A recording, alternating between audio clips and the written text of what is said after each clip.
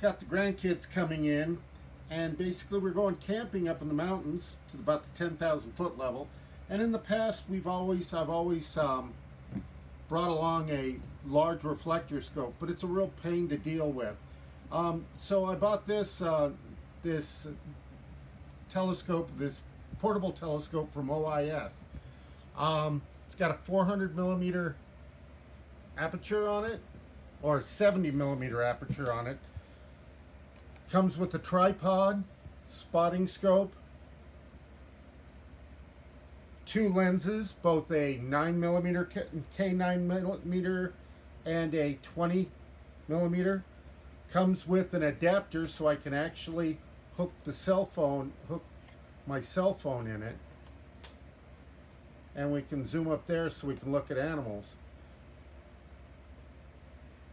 Everything comes with nice tight cases so that it protects the lenses. Comes with a nice instruction manual.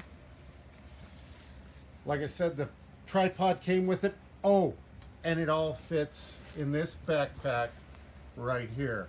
So it's easy to carry, plus also you can keep it in the car, keep it out of the way, as compared to putting together a large reflector telescope.